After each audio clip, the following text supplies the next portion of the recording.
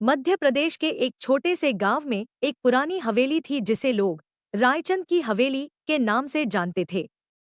यह हवेली वर्षों से वीरान पड़ी थी और गांव के लोग मानते थे कि इसमें भूतों का वास है। कहा जाता था कि रायचंद परिवार के सभी सदस्यों की रहस्यमय परिस्थितियों में मौत हो गई थी और उनकी आत्माएं अब भी हवेली में भटक रही थी। एक दिन चार दोस्तों निखिल, जो एक पत्रकार था, रिया, एक फोटोग्राफर करण, एक इतिहासकार और सिया, एक पैरानॉर्मल एक्सपर्ट ने इस हवेली के रहस्य को सुलझाने का निश्चय किया। उन्होंने रात में हवेली में प्रवेश करने की योजना बनाई ताकि वहां के हर अजीब घटना की जांच कर सकें। रात को जब पूरा गांव सो रहा था, वे चारों हवेली के पास पहुंचे। हवेली का वातावरण बेहद डरावना था। ऊंची ऊंची दीवारें, टूटे हुए दरवाजे और चारों तरफ फैली गहरी खामोशी ने उनकी हिम्मत को और भी कठिन बना दिया।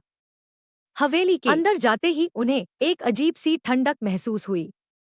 हवेली के विशाल दरवाजे ने एक भयानक आवाज के साथ उनका स्वागत किया और वे सभी अंदर चले गए। हवेली के अंदर चारों ने अपने अपने उपकरण निकाले।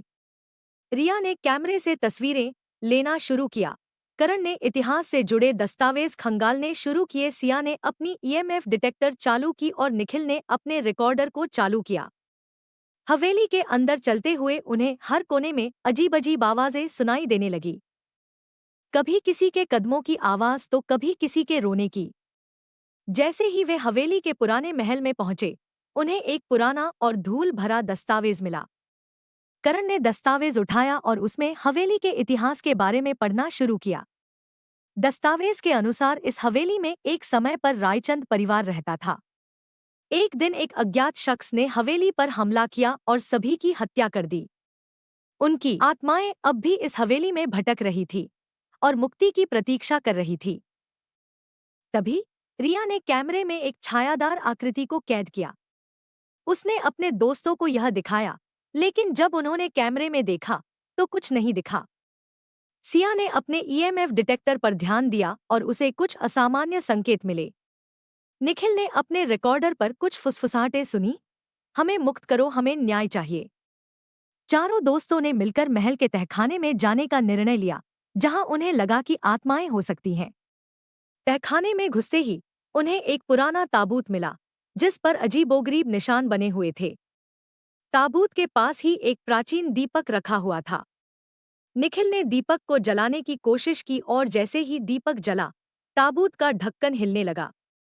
तहखाने में एक बड़ा हॉल था, जिसमें चारों को एक अनोखी ऊर्जा महसूस हुई।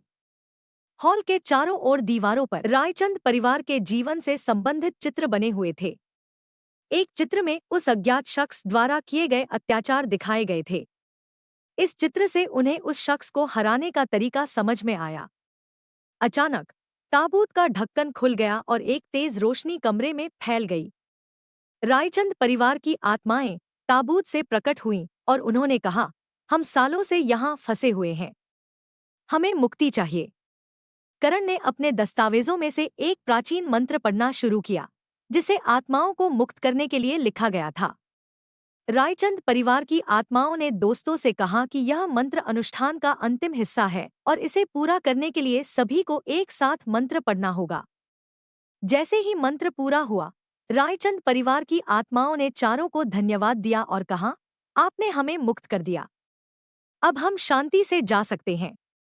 आत्माएं हवेली से निकलकर आसमान में विलीन हो गईं और हवेली का भूतिया माहौल भी समाप्त हो गया। हवेली की दीवारों पर बने चित्र धीरे धीरे धुंधले हो गए और अंत में गायब हो गए। निखिल, रिया, करण और सिया की बहादुरी और सत्य की खोज ने उन्हें गांव में ही नहीं बल्कि पूरे राज्य में प्रसिद्ध कर दिया। उनकी इस कहानी को आहट के एक विशेष एपिसोड के रूप में प्रस्तुत किया गया, जिसे लोगों ने बहुत सराहा। अब रायचंद की हवेली एक सामान्य स्थान के रूप में पहचान बना चुका था, जहां लोग बिना किसी डर के आ जा सकते थे।